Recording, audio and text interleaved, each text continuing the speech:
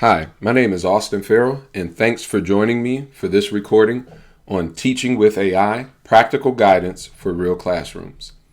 In the last video, I gave some practical information for how to use AI in your curriculum design workflow. In this video, I'm going to discuss how to use AI in your instructional practices, how to support your instructional practice using AI. Now, I want to make sure to reiterate the distinction between the curriculum design workflow and your instructional practices. Curriculum design is the what is being taught in the classroom. The instructional practices are the how it is being taught in the classroom. Now, again, if you can recall back to the recording I had on AI use cases and tools, most of the curriculum design process falls within the area of planning and preparation. But when you're doing the curriculum design workflow, you also have the last step, which involves the use case area of differentiation, scaffolding, and accessibility.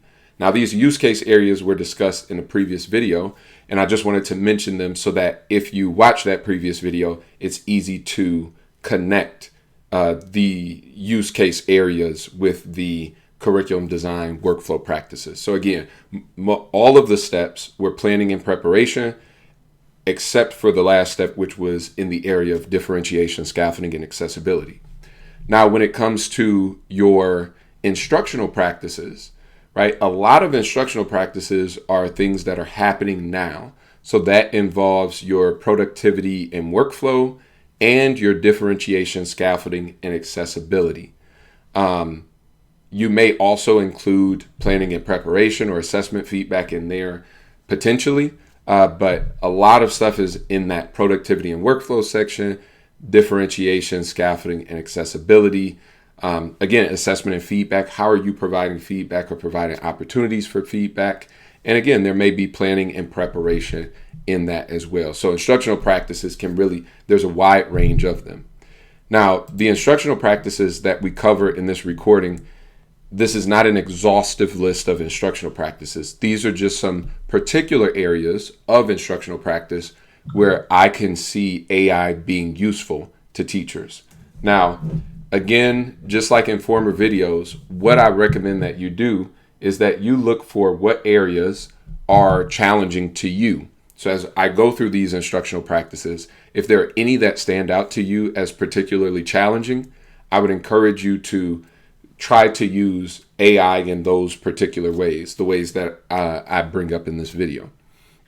And again, just as this is not an exhaustive list of instructional practices, this is not an exhaustive list of what AI can do. All right. So again, I highly recommend that you try using AI to do different things, and you'll be amazed at what AI can produce. Also, there are many videos and supports that can help suggest ideas to you. But with that said, we're going to jump into the instructional practices we're going to discuss today. So we are going to discuss 1, 2, 3, 4, 5, 6, 7, 8, 9, 10, 11 different instructional practices. Don't worry, it won't be a super long video. All of our discussion on these practices is very brief. I'm just going to mention the instructional practice and mention 2 or 3 ways that AI can be used to assist you in that area. So the first practice we're going to go over is establishing classroom routines and norms. So AI can be used in this area to design visual reminders and routine posters. So a particular tool that's helpful for doing this is Canva, just because of its ability to create visual designs and posters and worksheets. But again, if you're establishing classroom routines and norms with your class, and then you want to make sure that those are visible in the classroom, you can quickly use Canva to create a really interesting, eye-catching visual that you can then put up in your classroom. The next instructional practice is classroom management. So you can use AI to create calm down prompts for your students, restorative conversation guides, or conflict resolution questions. You can also use AI to help you write emails as a teacher to write behavior updates, newsletters, or parent communication templates. The next instructional practice is launching learning and building engagement. Here you can use AI to create captivating hooks, stories, scenarios, case studies, and inquiry prompts that spark student engagement in a unit of study or a lesson. The next instructional practice is delivering explicit instruction. Here you can use AI to create explanations, annotated diagrams, and step-by-step models. When it comes to the instructional practice of facilitating guided practice, you can use AI to generate scaffolded practice problems for students. Students can also use AI chatbots for hints and guided support as they're working through a problem. You can also use AI to identify common misconceptions that students may have. The next instructional practice is implementing active learning strategies and cognitive routines. Here you can use AI to create discussion prompts. You can also use AI to generate templates for cognitive routines. For example, if you're doing the See, Think, Wonder cognitive routine, you can use AI to create a template for that. And while there are templates for some of the commonly known cognitive routines, such as claim, evidence, reasoning, CER, or the 4 C's, you can find those templates online, or if you want to potentially make the template new or change it in some way, you can use AI to do that. You can also differentiate in real time. That's another instructional practice that's important in the classroom. And you can use AI to differentiate in real time by using AI to level text and rewrite content, to use AI to rephrase directions for clarity, real time. You can use AI to generate enrichment tasks and higher level question sequences. And you can use AI to create visual or audio supports for accessibility. The next instructional practice is providing ongoing formative feedback. Here, students can use AI chatbots to receive early feedback on their writing drafts or experiment reports. You can use AI to analyze patterns in student responses. You can also use AI to create and evaluate checks for understanding and exit tickets. Another instructional practice is promoting student metacognition. Here you can use AI to generate reflection questions and self-assessment checklists. Students can articulate an idea with AI and then critique and refine that idea based on AI's response. So for example, if a student is trying to articulate something, but they don't know quite how, they can put their current ideas and thoughts into AI, and then whatever AI produces, students can critique and refine that. And in doing so, it allows them to think about how they told AI what the idea was they wanted to articulate. And they're shaping that idea and being able to articulate it better. They're thinking about how they're thinking about the idea and how they need to change their discussion of their idea. What words do they need to use? So this can be a really helpful one by, again, having students share some information with AI. AI produces something, and then students get to critique and refine that to better understand what they themselves were trying to communicate. In this area of promoting student metacognition, students can also review their AI chat histories to reflect on their thinking over time. So AI chat histories remain in the chat, and so students can look through that chat and see how their thoughts on a particular topic changed over time, or how the questions they asked or their understanding, how that changed over time. Another instructional practice where you can use AI is supporting independent practice. So you can use AI to create additional practice problems, writing prompts, reading passages, and tasks for students. And then the last instructional practice we're discussing is reflecting and adjusting.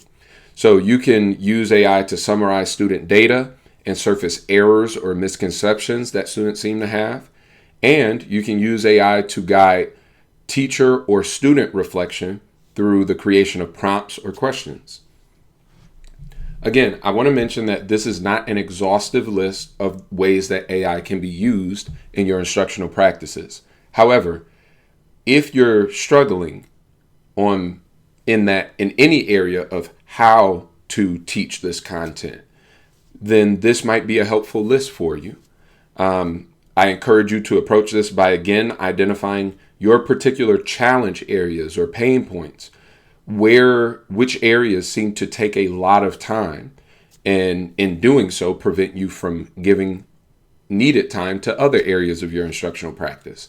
Again, AI can be an assistant in these areas, and I just encourage you to try it out.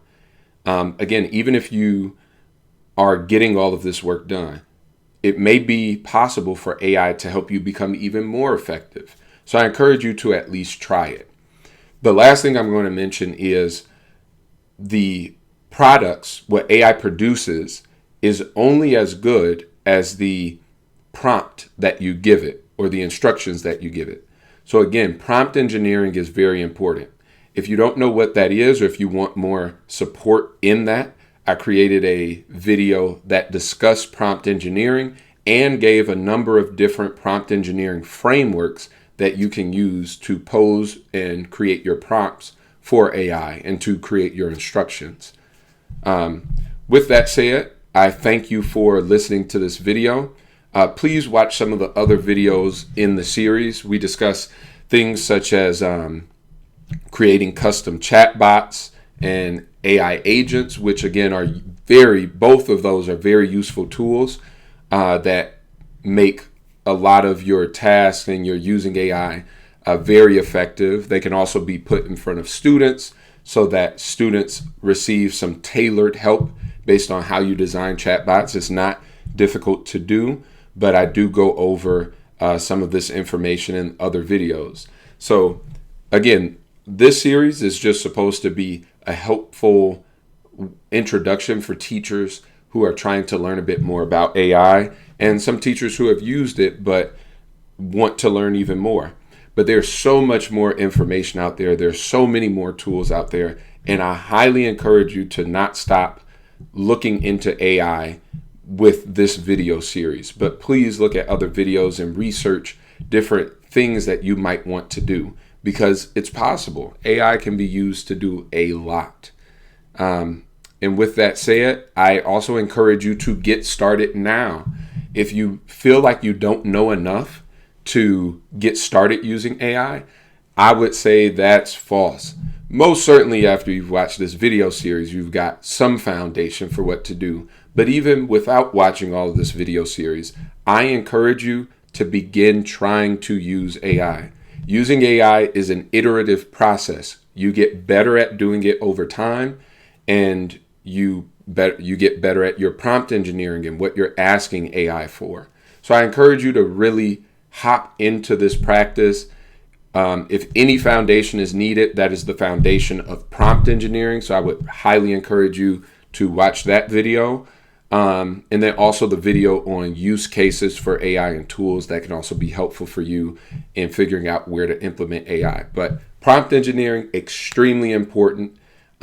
But once you know some basics of prompt engineering, hop into it. Don't wait until you learn everything. Start using AI and start making your teaching more effective. Start saving more of your time, and start getting your life back as a teacher, because you're able to be more effective and you don't have to give so much time to doing some of the basic tasks that we all have to do as educators. All right, thanks so much for staying in this video series. And if I post any more videos, feel free to stop by and see what that's about. All right, have a great one.